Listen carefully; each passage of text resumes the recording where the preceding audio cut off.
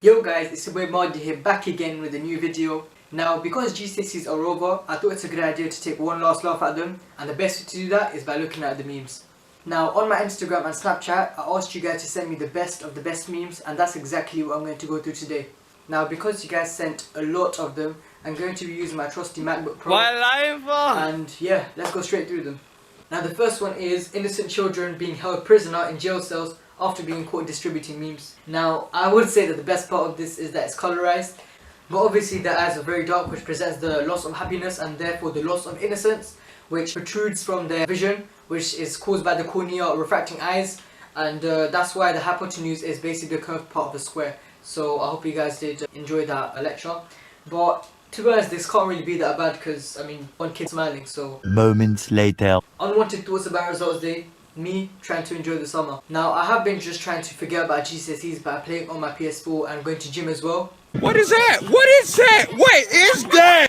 So my advice to you guys would be just enjoy the summer because it's the best one you're going to get before A-levels begin. Well, it's the only one you're going to get. Much later. Me. At least it's not a maths paper. Turns out physics exam. Now, physics obviously did have quite a lot of maths questions, but at the same time, I guess like rearranging the formulas and then plugging it in wasn't so bad. So I guess the maths in the physics exam was okay, but the problem was there's just too much of it. To be honest, I don't really want to be writing 6 markers, so I just prefer the maths section. Later that same evening. When you hear your friends arguing after the exam whether the answer was 20 or 20.2, where your answer was Bolivia. And I have to say, I did start coming out with those kinds of answers, especially during the maths exam, when people came up with answers such as like 36 degrees, 35 degrees, and I came back with pi. But if you did the same thing on more than one question, then good luck to you. When you're struggling to write enough in the exam and you see someone asking for more paper. Now, not in one of my single exams did I actually ask for more paper, I just stuck to what I had. So I was pretty surprised when people asked for more paper because I didn't really know what else you could really write to answer a question. Using a calculator to make sure that 4 plus 3 equals 7 on a test. Now, if you have never used a calculator for simple calculations, then you are actually an OG and you trust your math skills. And it wasn't even the case that I just did it once. I was actually doing it like quite a few times to make sure my calculator was lying to me. So I guess you gotta do what you gotta do. 10 seconds later. Khrushchev when Kennedy asks if he has missiles in Cuba. Perhaps. Now, I did not take GCSE history, so I don't really have any context to this. It is kind of a funny meme, so I hope you guys can relate to it if you did take history. Hardtop sitting in his van. Now, I'm going to be honest, Hardtop is one total crackhead because he does not give space to his wife or his daughter. So, he was like an abusive father and I just did not like him. It was pretty surprising that AQA set up. Or was it? So, if I did meet him, the guy would probably take up the whole table as well. 2,000 years later. Name one historical factor. Now, I was pretty surprised when this question came up. I think people wrote stuff about like war or territory as a historical factor. So I have no idea how I did on that question. When you finish GCSEs but you realise you can't use the excuse, sorry, I'm revising. So for example, nowadays I have to go to the park when no one else is around. So I guess it's one of those situations which I now can't get out of. 72 hours later. When you say tu instead of vu in the speaking. Now, for those of you guys who don't know about this, if you took a foreign language then you had a speaking exam and you had to refer to your teacher in a specific way. Now, if you stuck to the incorrect way of addressing them, then you're most likely to lose marks because you just don't speak to them the right way. And I don't even know if I did it myself, so... Not gonna lie, that was some hot tea between Abu and Koli.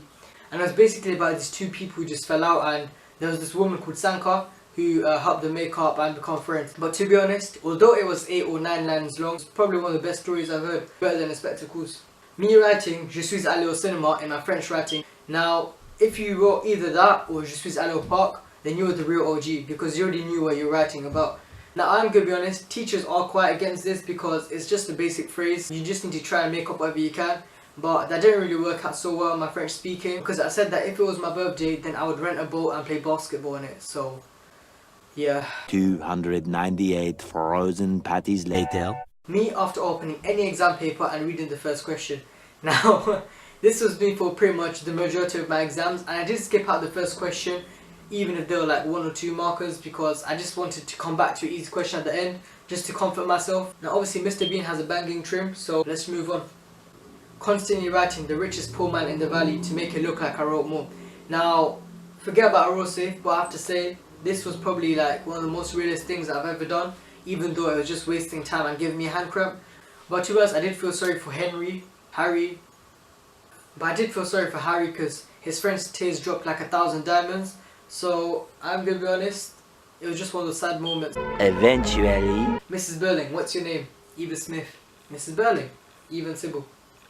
Now I'm gonna be honest, this one is like Mrs. Burling was just scum. I did not like her at all. Eva Smith I felt sorry for, but at the same time a lot of people were gonna pull off an Eva Smith during the English exam, so I guess she's not really a good influence on everyone else.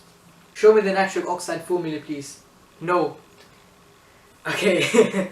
Now, if you did not understand this one, then I'm sorry, but you probably should not be taking chemistry for A level. But then again, chemistry is kind of a complex subject, so yeah, I guess it takes time for everyone to get used to it. Asking questions relevant to the specification, axolotl, aka biology paper 1. I guess they're just like a complex creature, so it's obviously good to chuck a few of them into the exams. Now obviously it did come up in last year's paper, so seeing it come up this year was like, it was a surprise, but at the same time we kind of expected it to happen, so that's just AQA, I guess. Everyone going into Gcse biology, like, okay, now the person labelled a uterus in the head, so I've never heard of a person who's given birth through their head, but if you do know of anyone who's done that, then let me know. At the same time, I feel like biology was obviously one of the hardest sciences, so it was no surprise that people were nervous. 1 hour later. When you're in water with a low oxygen concentration. Now obviously, big up the axolotls. I'm joking, they're not. Just forget them.